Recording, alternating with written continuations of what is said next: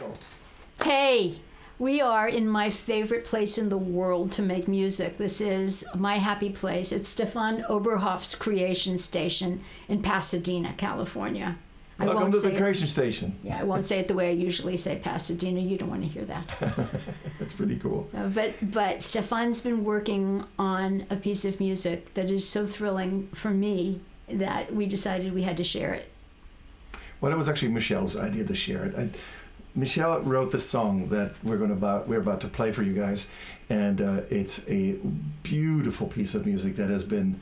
I don't know, when did you actually write that? We actually wrote this in 1982. That's scary. 1982. I mean, that was the last century. That's right. You know, but I've never heard it like this before. I've heard a lot of people sing this song, but I've never heard this kind of an extraordinary. What's the word? Well, I said earlier it was like a fantasia on the song, and that's me being very geeky and esoteric, but it's kind of like, Ralph Vaughan Williams' Fantasia on green sleeves or something. It's like somebody taking a song that's a basic song and then spinning it into something else that's so much larger and more gorgeous. Well, Michele, as you can tell, not only has a way with the words, but she also has a way with notes and melodies and chords. And this particular song, since I'm so deeply invested into the Brazilian music, especially, being a big fan of Ivan Lins and so much of the Jobim music, somehow one day it just happened that I thought, let me see if I can just try it out. And I happened to have a very transformative class, a vocal performance class in which I performed the song, and I raced home from that class because it was so cathartic, and I thought, let me try this out. And then I played it for Michele a number of years back, actually since 2017. That's how long this has been sitting in my drawer. And she said, Stephan, release that stuff. Yeah, bring it out. Well, I want you to hear it because whoever is watching and listening to this, you've not heard this song this way before. You've heard beautiful versions of it. You've heard Michael Feinstein and Dame Cleo Lane, and if you're lucky, you've heard Billy Stritch's version of it, and Amanda McBroom. But this is different. This is really special. This is a composer's dream. Should we do it? Yeah. Okay, here she goes. Get ready, steady.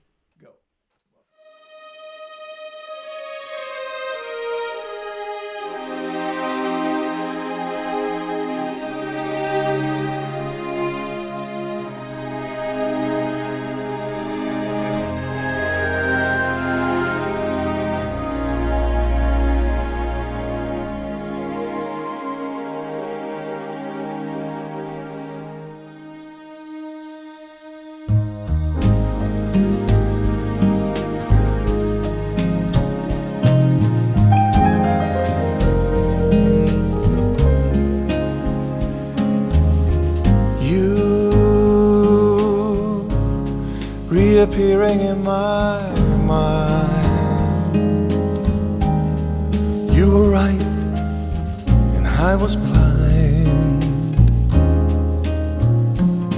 But that was long ago, and now do I ever cross your mind?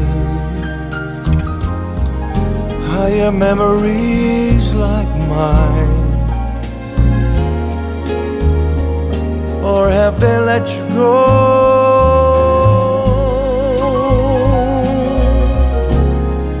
After all these loves I lived through, all these years,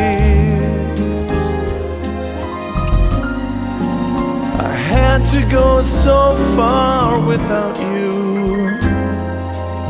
Now it's clear you were my favorite love. That was my favorite year, and we were young forever yesterday. Fools and little children run away. If we could go back, would we stay?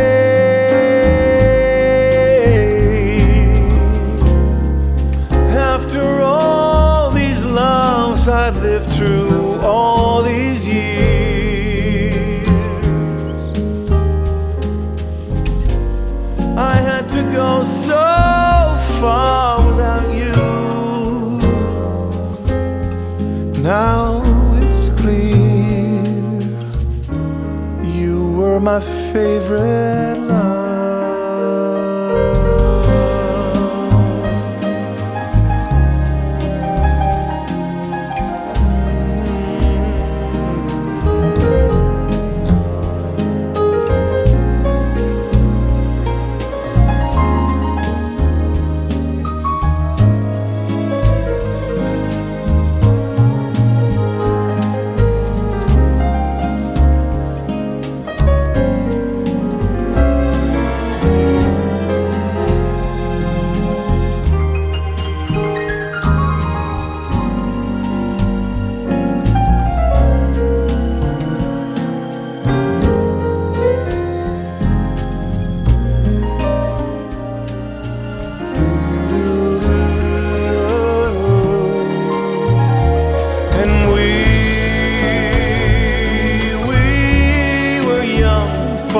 Yesterday, fools and little children run away. If we could go back, would we stay?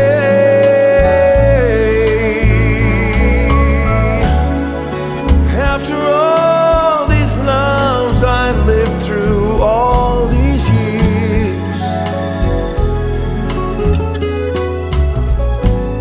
I had to go so far without you.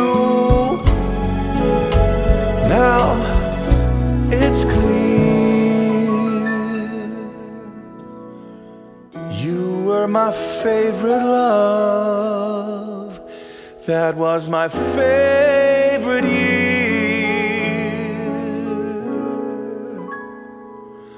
You were my favorite love.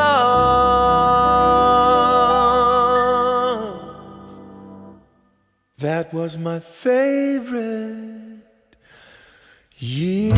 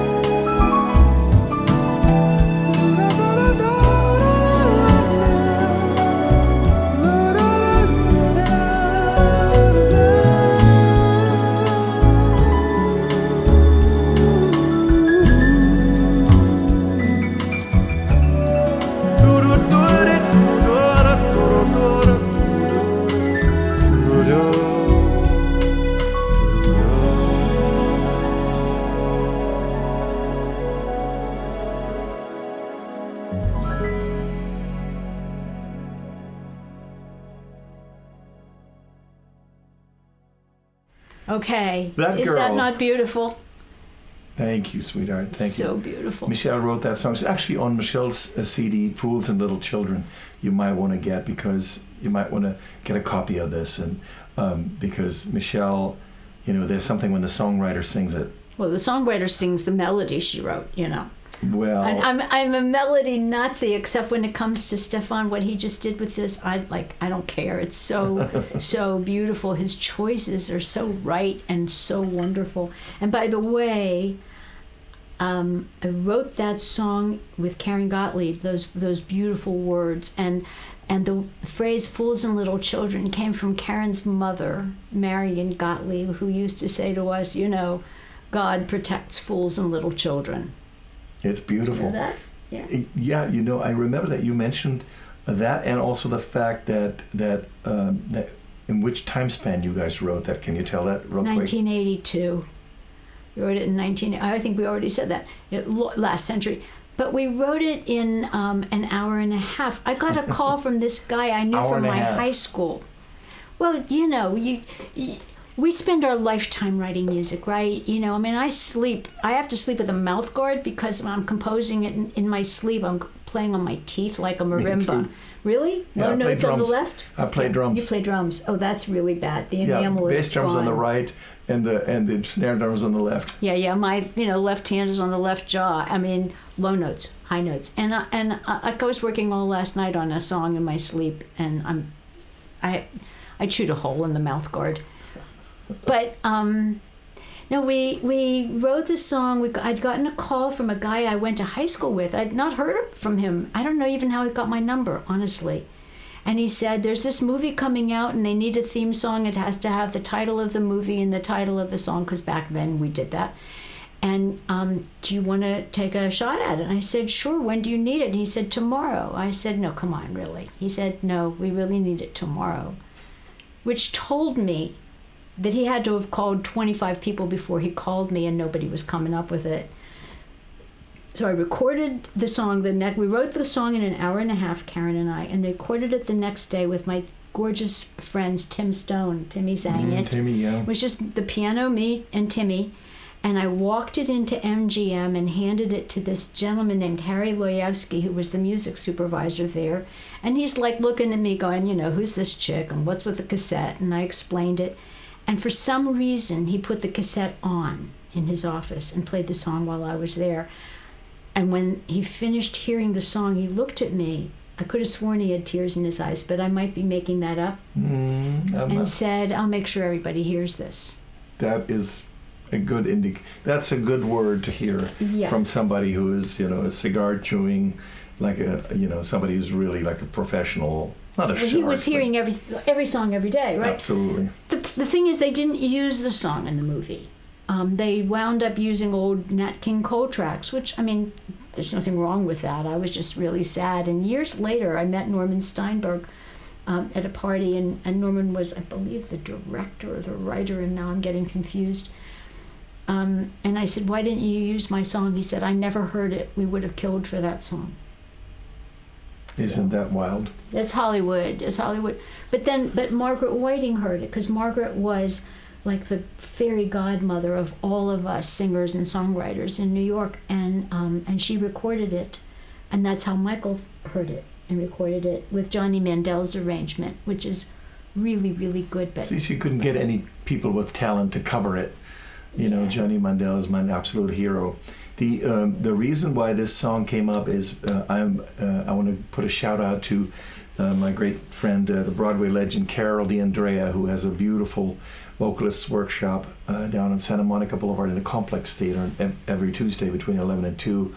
And I've been going there in order to allow the singer in me, which is normally so cut short in the studio, because I do all the production work and playing live also, you know, with several acts, including my own band, Heartbeat Brazil.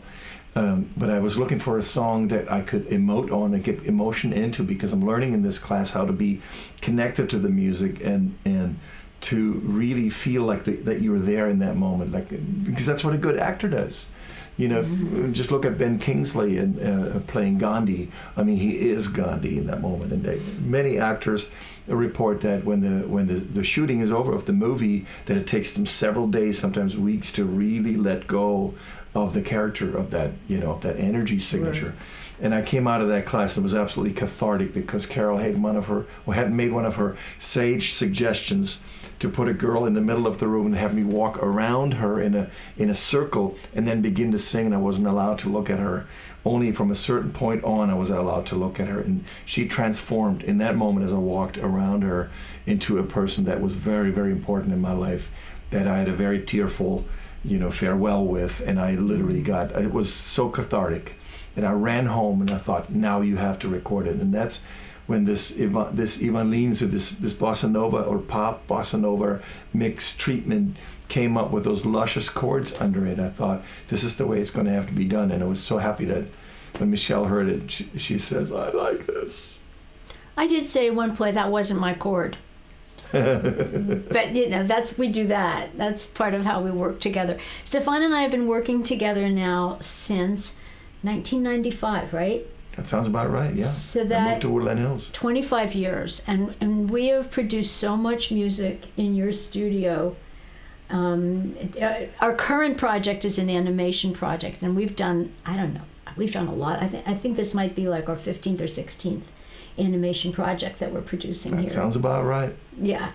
Hercules and Xena, the Chipmunks meet Frankenstein, yes. Land Before Time from iteration from. We did 10 of those. Yes. We did 10 Land Before Times here. We did And- Balto. Correct. Yeah. And then, but there's also the beautiful music we get to share when we play. We work on Michele's album. We have a new, Michele is now also coming to this. We both embrace the new paradigm of releasing singles because we really believe that instead of having your audience wait for a whole year while you prepare an album, or half a year while you just really net it all out and you engineer it and you mix it and remix it and redo and this. In the meantime, your audience doesn't hear anything from you. So why not give And them? nobody buys CDs anymore anyhow. That's another thing. And many people don't have CD players. Go figure. Yeah. It's really where, and I spoke to this about with Melissa Manchester just the other day, who I just started touring with again for about 4 days. And she said, this is how we started. We started making singles. We created individual songs and released them, and that's how we started out. And then the album came along because then all of a sudden it was possible to add more songs, and the record companies had more stuff to sell, because obviously a single's cheaper than a whole album. And then, we came into the CD, and now it's all streaming. So go figure. But anyway, so we're just so glad you guys could join us, and I'm so happy to to have Michele here and at the Creation Station and share this process with you guys. And I'm not quite sure, it'll probably take another week or two to have the final mix on it, but it's when you feel it right here, you have to absolutely share it. Time to let it go. Yeah, time to let it go. I think sitting on it for 2 years is enough, don't you think? I think so. Yeah. Okay. We're signing out from the Creation Station. Michele Brourman and Bye, Stephan y'all. Oberhoff. Be well, you guys. Talk to you soon. Stay tuned.